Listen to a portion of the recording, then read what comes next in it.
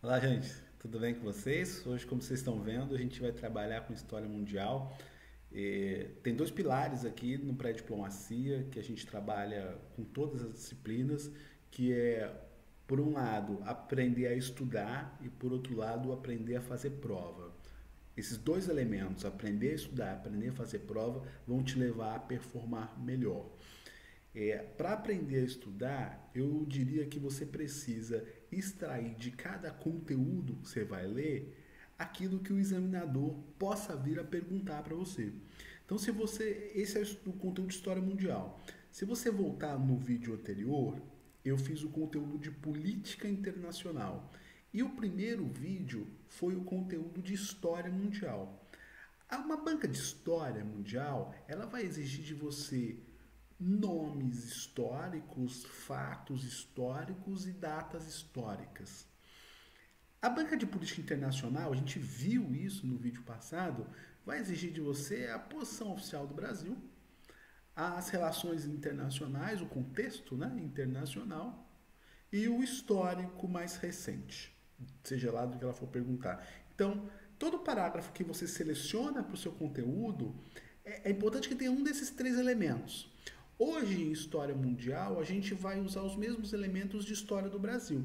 Ou seja, como se trata de um olhar do historiador para o candidato, o que vai ter lá? Basicamente, claro que pode ter outras coisas, né? Mas eu estou falando do núcleo duro da prova. Vai ter um nome histórico, vai ter um fato histórico, ou vai ter uma data histórica. Ou nome, ou data, ou fato, ou às vezes os três juntos.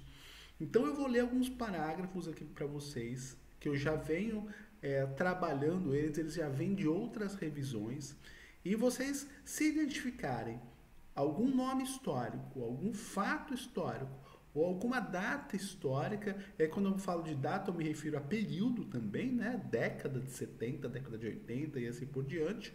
Aí esse parágrafo é bom, tá bom? É bom e merece ser novamente revisado. Posso começar? Para as relações internacionais contemporâneas, 1815 é visto como um marco cronológico com três significados importantes. As decisões do Congresso de Viena configuram uma nova ordem internacional. Essa transição corresponde ao impulso econômico e político dos europeus.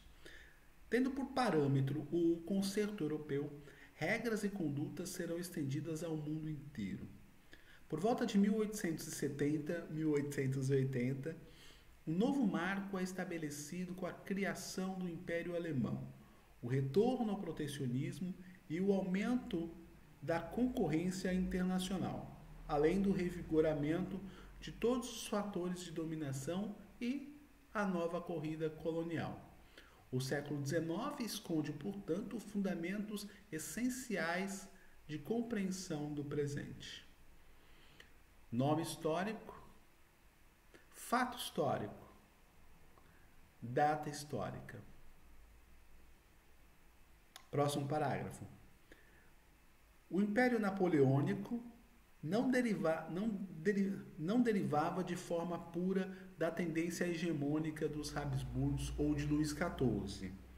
Na medida em que sua expansão respondia a aspirações sociais e políticas de povos europeus, ele se alinhava de certo modo com a tendência posta em relevo por Westfália e Utrecht. Contudo, na percepção dos estadistas europeus desse período, percepção de certa forma presente nas reações nacionalistas de diversos povos, Napoleão fizera um pêndulo do poder atingir em seu espectro o ponto extremo de hegemonia, como até então nunca ocorrera.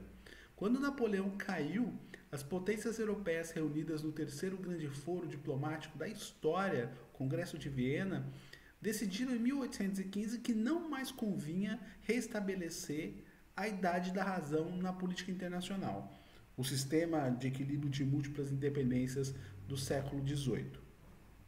A sociedade internacional europeia vai evoluir para um sistema de entendimento e colaboração controlado pelas grandes potências, deixando no passado tanto a imposição unilateral de força de uma potência singular, como a prevalência de múltiplas independências sobre as relações internacionais.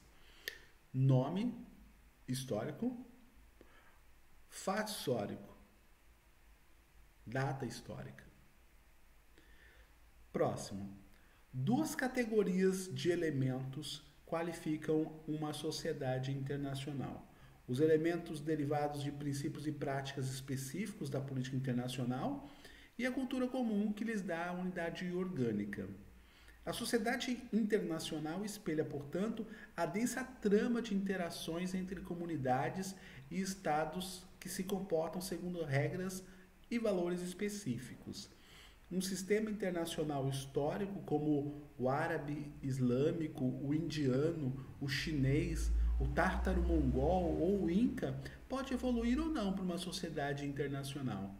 Desde a Revolução Industrial e o século XIX, constituiu-se na Europa uma sociedade internacional que fez novos adeptos, contaminou as estruturas internas e as relações entre os estados, as normas jurídicas, os modos de viver e de pensar e os modos de produzir e de comercializar.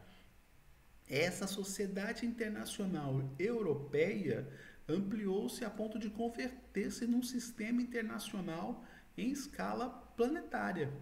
Ao considerar essa dimensão universal, deve-se dizer que nada comparável ocorrera antes. Muito bem, esse é o texto de história mundial e essas são as preocupações que a gente deve se preocupar. Como eu disse no início, a gente vai se preocupar com o nome histórico, a data histórica e o fato histórico.